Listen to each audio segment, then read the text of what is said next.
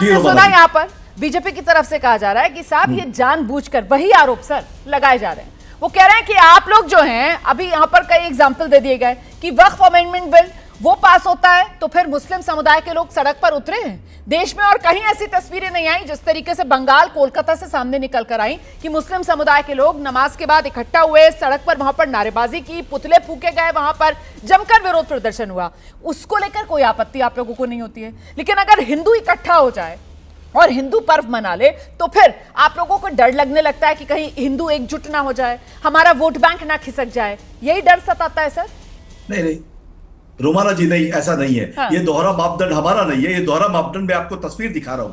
ये तस्वीर में नरेंद्र मोदी जी किससे हाथ मिला रहे हैं? बांग्लादेश के जो बात कर रहे हैं हिंदुस्तान में, बांग्लादेश के जो अभी इंटरिम सरकार है, उनके जो मंत्री यूनुस खान है, उनके बारे में उनसे हाथ मिला करके आप क्या साबित करना चाह रहे हैं? नहीं सर, आप अचानक से सर, आप अचानक से सर बंगाल में जो मुद्दा है उससे अब आप बांग्लादेश और मोहम्मद यूनुस पर पहुंच गए सर। मैं समझ नहीं पा रही हूँ सर। मैं तो सुनूंगी सर, लेकिन मेरे दर्शक को ये समझना चाहिए सर कि मैं सवाल क्या पूछ रही हूँ और आप जवाब क्या दे रहे हैं। दे दीजिए आप जवाब जो देना है आपको। रोमाना जी, क्रोनोलॉजी समझिए। बांग्लादेश में जो हिंदुओं को उत्पीड़न किया जा रहा है, यहाँ पर अब हिंदू भाई अच्छा। और पड़ोस में जो बांग्लादेश है वहाँ हिंदुओं का कत्लेआम हुआ। वहाँ के प्रधानमंत्री के साथ इस देश का प्रधानमंत्री हाथ मिलाता है। शर्म आनी चाहिए।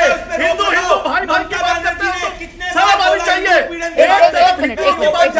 प्रधानमंत्री पे बोल रहे हैं, प्रधानमंत्री ने कल हिंदू उत्पीड़न की बात करी, 8 बार से ज्यादा हिंदू उत्पीड़न की बात करी। कब इन्होंने ममता बनर्जी ने बोली? सुन तो लीजिए, कब बोली? सुन तो लीजिए, बैटिंग मत करिए, जो जान गया उसको आप बता दीजिए। कल वो जो 40 मिनट की मुलाकात हुई है, स्वयं पुरोहित जी प्लीज मेरी बात सुनिए सर। आप कल जो 40 मिनट की मुलाकात हुई है प्रधानमंत्री नरेंद्र मोदी की मोहम्मद यूनुस के साथ, उसमें आपको पता है भारत सरकार की तरफ से आपत्ति दर्ज करवाई गई है सर। भारत सरकार की तरफ से जो बांग्लादेश के अल्पसंख्यक हिंदू है सर, उनकी सुरक्षा को लेकर चिंता जताई गई है सर। अब आप ये चाह रहे हैं कि हिंदुस्तान जो है बांग्लादेश के हिंदुओं के लिए आवाज भी ना उठाए? क्या भारत को बांग्लादेश के हिंदुओं के लिए आवाज नहीं उठानी चाहिए?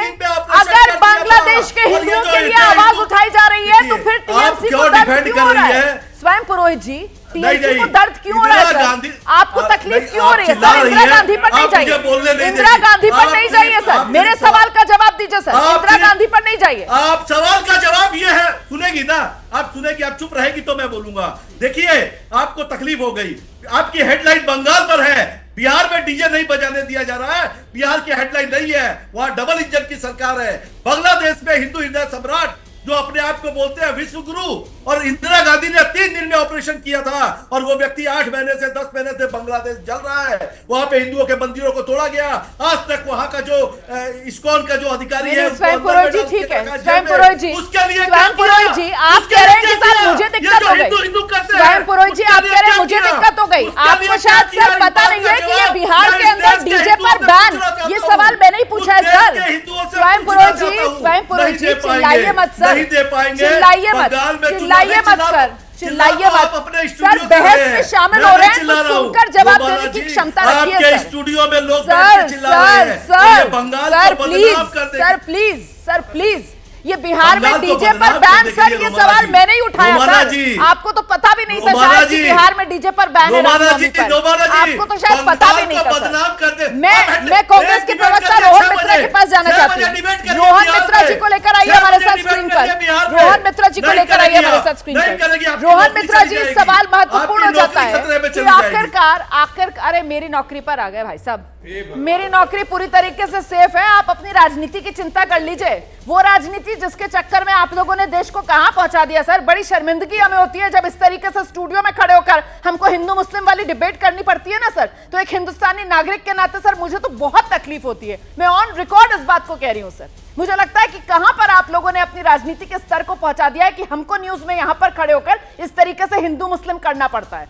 देश के नागरिक को नागरिक आप लोगों ने नहीं रहने दिया सर। हर किसी की पहचान आपने हिंदू में, मुसलमान में, ब्राह्मण में, दलित में, पिछड़े में, इसी में बांट के रख दिया सर। कोई हिंदुस्तानी आप लोगों ने इस देश में रहने नहीं दिया, बड़े अफसोस के साथ सर। सॉरी टू से, मुझे पता है आप लोगों को बहुत तकलीफ हो रही होगी, बहुत मिर्च लगी होगी आपको मेरी ये बात सुनकर, लेकिन ये हकीकत है।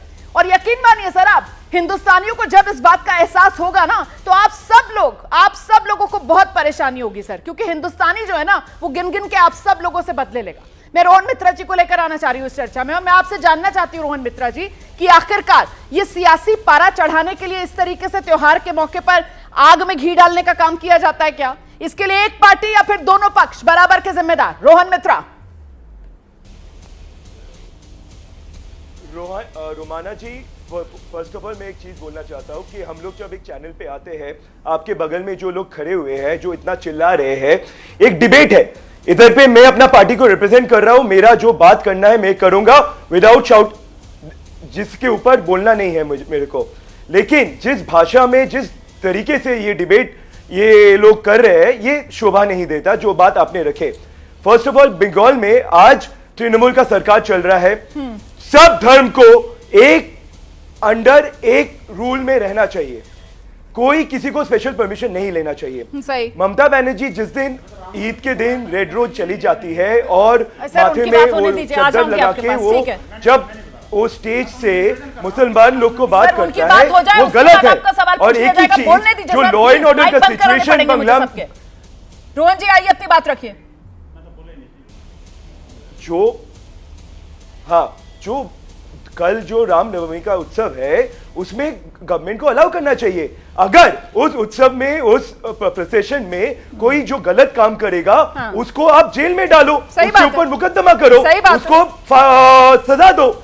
लेकिन ये जो नैरेटिव बनते हैं जो आप लोग के चैनल में हम लोग इधर पे आके जो बात कर रहे हैं, इसमें क्या हो रहा है कि बीजेपी सिर्फ बोलना चाहता है कि बंगाल में सिर्फ हिंदू पे ऊपर अत्याचार हो रहा है। मैं आपको बोलना चाह रहा हूं, तृणमूल के गवर्नमेंट के अंदर हिंदू हो या सिख हो या क्रिश्चियन हो या मुसलमान हो, सब पे ऊपर अत्याचार हो रहा है। लेकिन ये जो रिलीजन के ऊपर जो नैरेटिव बन रहा है, इसमें फायदा हो रहा है बीजेपी को।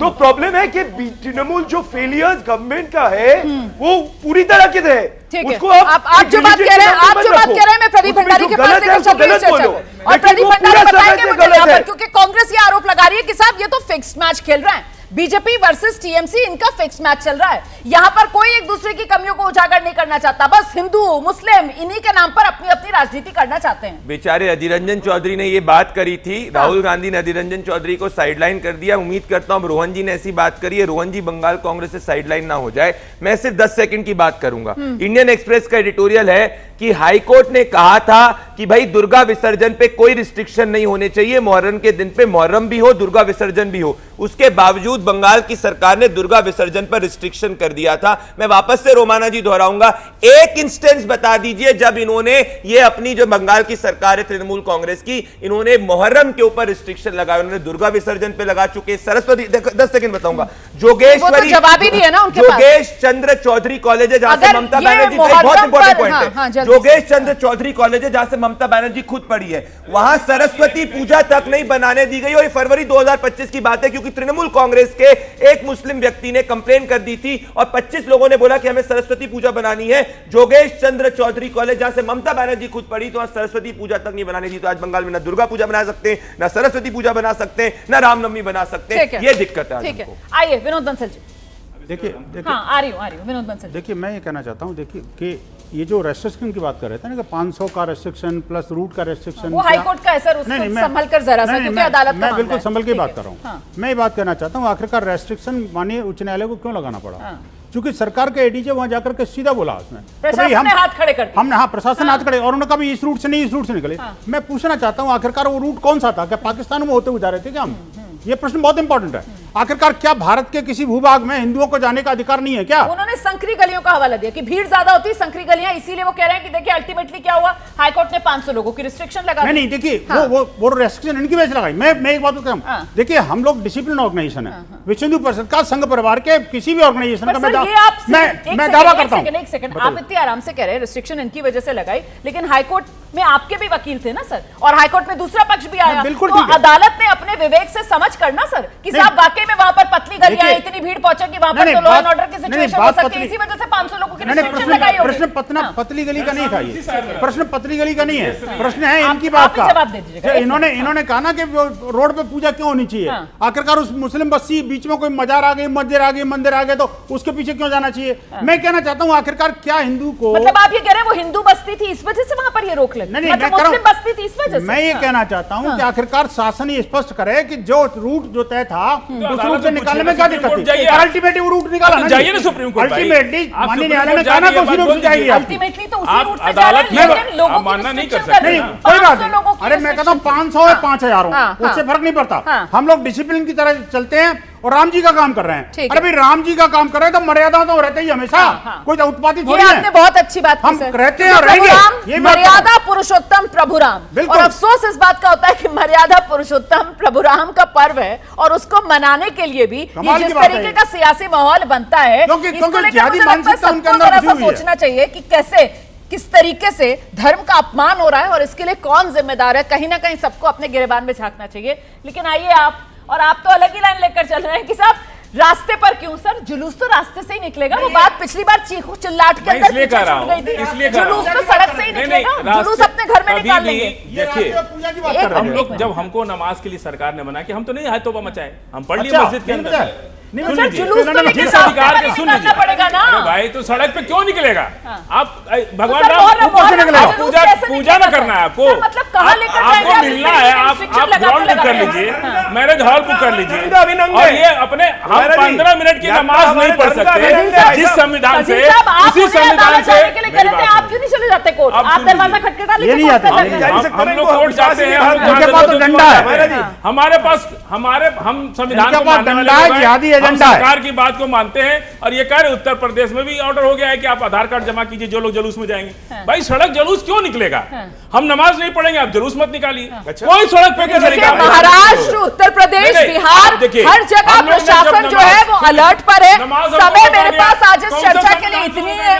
मैं दर्शकों को ये कहना चाहती हूँ कि सर्वधर्म संभाव, वसुधैव कुटुंबकम, यही हमारा भारत है, हमारे देश की ये पहचान है। लेकिन इस पहचान के बीच आज देश में रामनवमी से लेकर तमाम पर्व और त्योहारों में बार बार तनाव की खबरें आती हैं। त्योहारों पर सुरक्षा बढ़ानी पड़ रही है। अपने ही देश में तमाम जगहों को संवेदनशील कह दिया जाता है। त्योहार में कोर्ट से इजाजत लेनी पड़ रही है।